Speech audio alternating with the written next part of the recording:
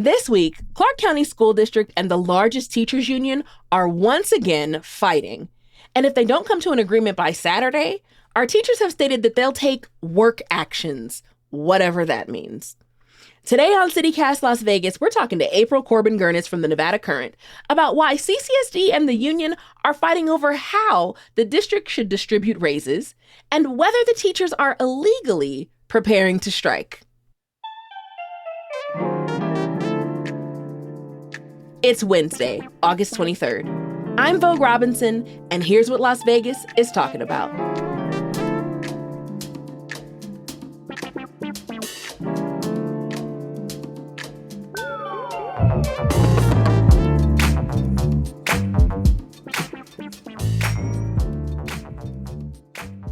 April Corbin-Gurnis, welcome back to CityCast Las Vegas. How are you? Good. Thanks for having me back. Heck yeah. Oh, I love your glasses. They're so cool. Thank you.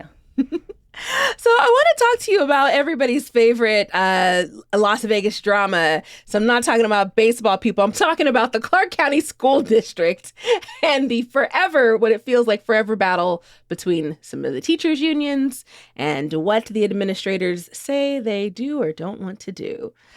And I feel like right now, April, there's like this big black cloud of, are our teachers going to go on strike? So that's my question for you is like, what's the probability of the Clark County School District teachers going on strike? That's a great question. And that's I do know one thing is they probably won't call it a strike. So the short version is that CCSD, the district, and the teachers union, Clark County Education Association, are in negotiations for a new contract, and they have not been able to settle.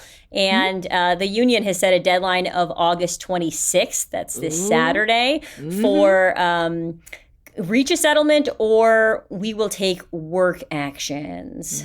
Yeah, I was going to say, you said they wouldn't call it a strike. Why wouldn't they call it a strike? Because it's actually illegal to strike in the state of Nevada. Well, it's for public employees. What do you mean it's illegal for our teachers to go on strike? Like, what does the law say? So the law says that public employees, so state of Nevada employees, and then the employees of local governments like counties, including the school district, are not allowed to go on strike. Instead, they have to meet a certain number of times and do negotiations in good faith. And if at a certain point they reach an impasse and they're just not getting to something, they have to go into mandatory arbitration, which is when a third party comes in and ultimately decides who's right and who's wrong, and they get it settled that way. But there are ways around that, right? So essentially, the union has said we're going to do work actions. That could include what I've been sort of referring to as like rolling teacher blackouts, where half days. where teachers in certain districts will all call in sick and have like a sick out, which can shut down a school and can certainly be interpreted as a strike, but isn't necessarily the wide, broad stroke strike that we're thinking of where everybody doesn't go, right? So it's probably going to be... if this is war, then this is covert strikes. Yeah. Like on the low, concentrated efforts. But at the same time, like, yeah, we don't have enough subs either. So like, forget regular consistent teachers. We don't have enough substitutes either. Exactly. And then you're going to get into the fact of like, will a substitute take that job, right? Or are they going to be like, I don't want to be a scab. I don't want to be the substitute scab. You know what I mean? So I think that it could be like that, or it could be something else. We don't know. The union has been very adamant that they are not prescribing anything exactly yet. They'll make that decision at a big union-wide membership meeting that they have scheduled this Saturday morning. Word. So what is the rationale behind that law? Because the ethics seem a little fishy.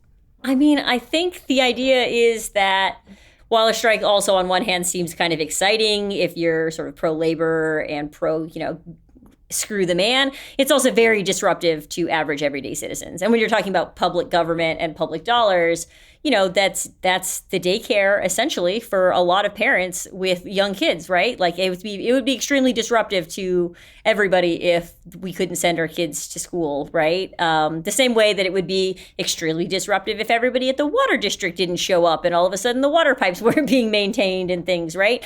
So I think the idea is that public employees are held to a different standard and that there should be a different route for their resolutions when it comes to contracts. that's the point of a strike, though. That's the point of protest, is to be disruptive. And so I feel like if you want like fast action in some situations, if you feel like these negotiations aren't going anywhere, we've been asking for the same things over and over again, we're not going to take it kind of situation, then the strike will at least let not just the administrators know. It won't be a quiet thing. Not that our school district meetings have been quiet, but it's not going to be on the low. It's going to be right out in front, like, well, what's going on and why? I think more people will ask more questions once it directly, immediately impacts them. So I can understand the desire and the need for possible striking. Yeah, because arbitration takes a long time, too. It's not like the district and the union get to go into a room with an arbitrator and they decide like in a day that, oh, you know what, they were right. It's like it's a long drawn out process, and that is extremely disruptive to teachers, right? Who may not be getting the raises. They'll get back pay or whatever, perhaps, but not like they're not going to see that immediately. And that's very disruptive for them to be working without a contract, not knowing if they're going to be getting a raise. Meanwhile, all of the other state employees across the state have gotten significant raises this year. Ooh. While they're waiting there. So I think there's a lot of questions. And like you said, there's a theoretical debate on whether or not they should be allowed to strike. But it's work actions. That's why we're calling it that now. A strike by any other name. So I know on Monday they filed the anti-SLAPP lawsuit, but can you kind of explain what that means and like what's going on with that dispute? Yeah, so when the union, like a month or so ago, when it became clear that, the district and the union were butting heads and not reaching a quick deal, the union started to sort of make a little bit of waves by saying, hey, we will take action. We will take work actions. They were clear to be like, we're not calling it a strike, but we will take work actions and there will be some kind of response if you don't deal with us and settle with us. And then the district filed a lawsuit in district court basically asking the court to sort of slap CCA, the union, on the wrist and say, hey, you're not allowed to do that. You're not allowed to go on strike. Stop threatening and stop even saying, like, quit the games, right? They were like, stop doing that. And then CCA, the teachers union, responded like, oh, your thing's a little premature. We're not threatening to strike. Work actions could be a lot of things, including a lot of things that are legal, right? So like you could say a lot of teachers work over their contract time. Sure do. And yeah, they're working on weekends, they're working afternoons, they're selling, they're doing things that they don't necessarily have to do as part of their teacher's contract. So a work action could be something like all of the teachers saying, you know what, we're not going to work a minute over contract time, which means like, sorry, parent, if you would like to talk to your teacher about their performance, sorry, if you want to go to Pokemon Club or whatever, like we're not going to do any of that. We are only going to stick to contract time until the district gets its stuff. That would be perfectly legal. You want grades? You want your grades of your student input? I don't know when that's going to happen since I don't have a free teaching period to actually grade papers. Exactly. So it's like maybe that, all of that could fall under the, the category of work action, but wouldn't be illegal under Nevada state law, right? So CCA basically said this was premature. They're trying to get it dismissed. And then on Monday they filed an anti-SLAPP thing, which is basically a lawsuit that says throw out CCSD's lawsuit because it infringes upon our First Amendment rights to assemble and to protest in ways that are perfectly legal, like showing up to a school board meeting or standing in front of your school with a sign. And then yesterday, Tuesday, the judge dismissed CCSD's request for an injunction, essentially saying that the union leadership, while they did make some comments that are, quote, concerning, there was no immediate threat of a strike, and the court didn't need to take action at this very moment. The judge, however, did leave a window and say that she's willing to hold another emergency hearing should that change and a strike seem more imminent. So the upshot is that the union wasn't slapped on the wrist and that everything they've said so far publicly is within the law and they're free to move on as they see fit.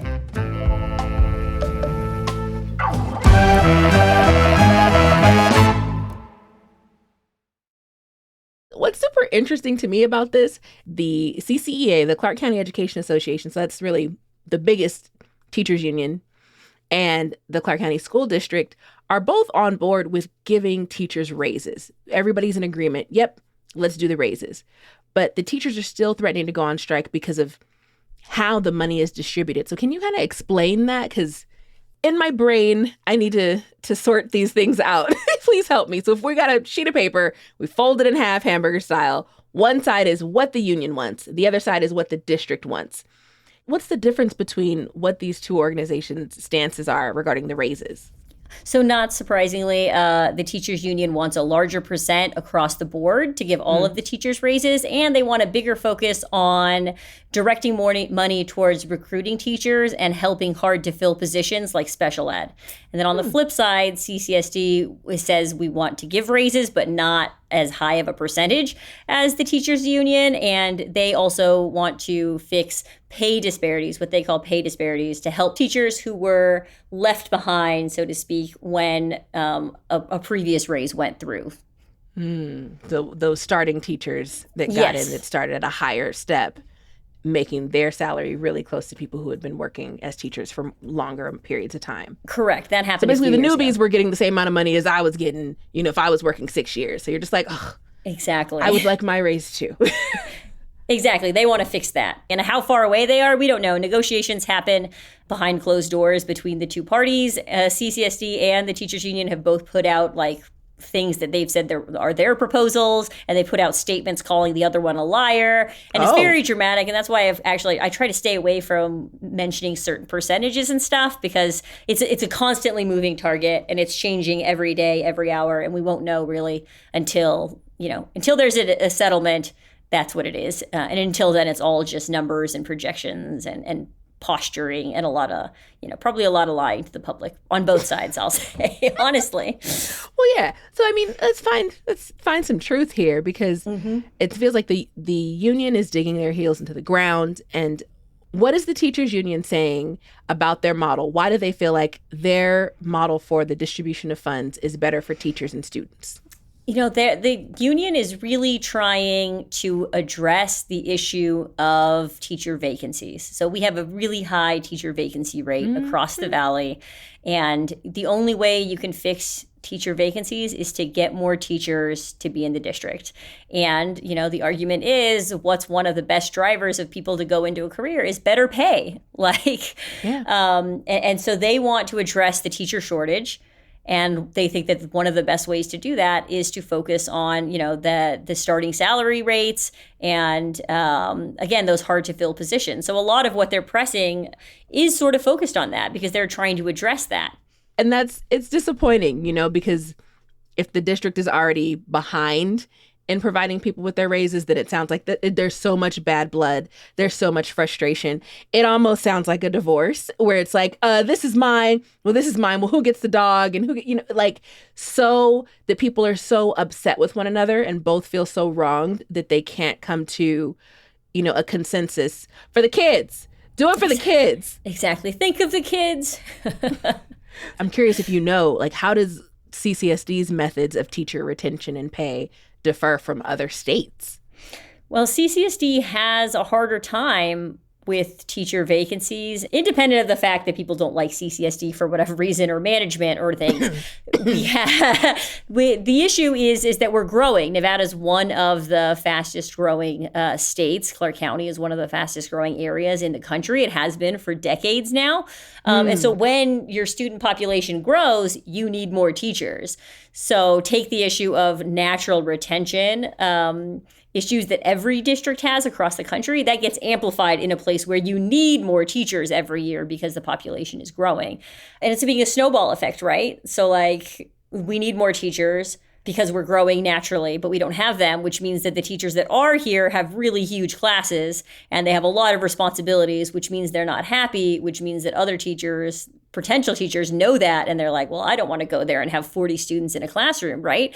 So it ends up being a self-fulfilling prophecy and just gets worse and worse. And how do you break that cycle and reset it to get to the place where you want to be? That's something that the state of Nevada and Clark County School District are really trying to do. Probably failing, but they're trying.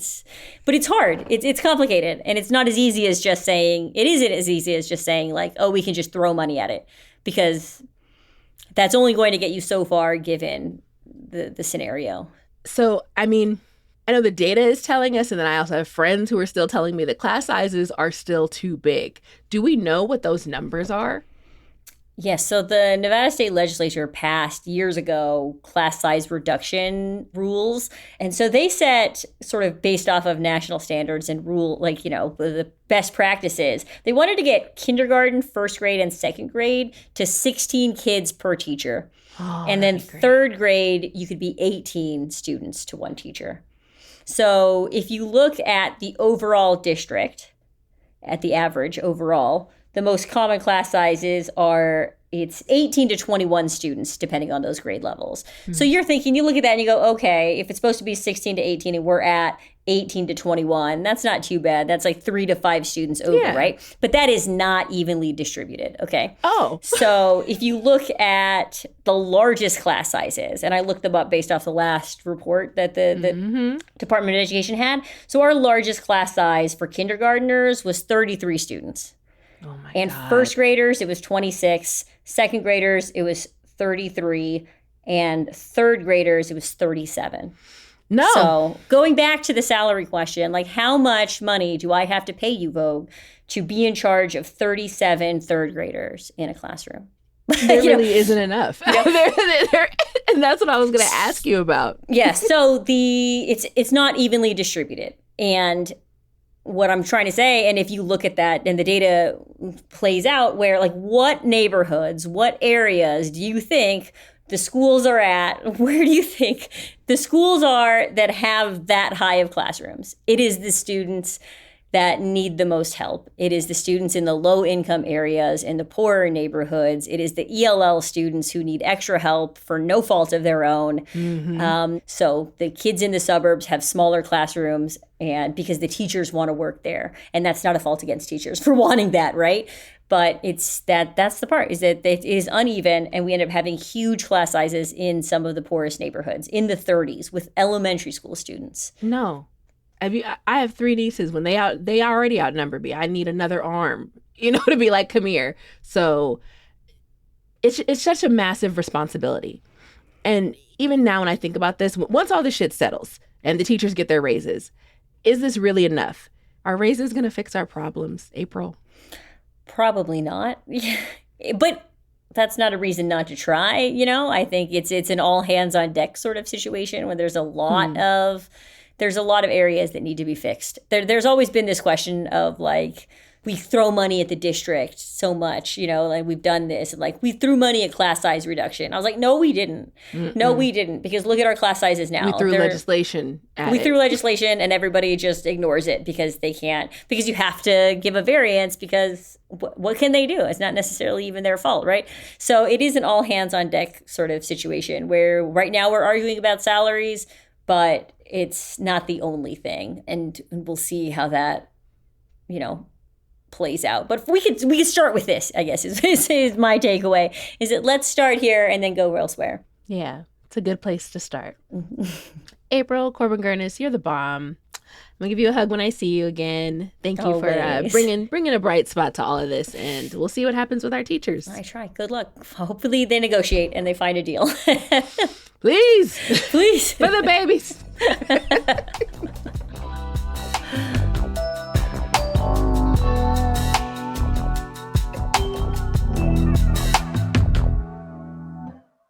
Hey friends, don't forget, we've got 2 pairs of Life is Beautiful tickets to give away. Head over to citycast.fm/LIB for details. Get your tickets.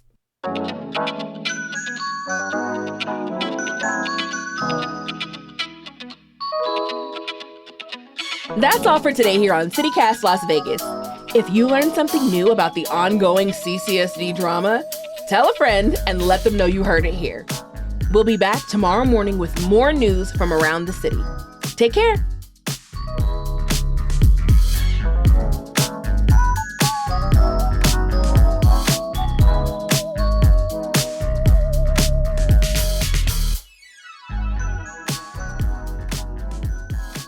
So let me rephrase that. Read the question. I know how to read, April. I learned when I was really young. In school. Yeah, right? By a teacher. From a teacher you learned. I did.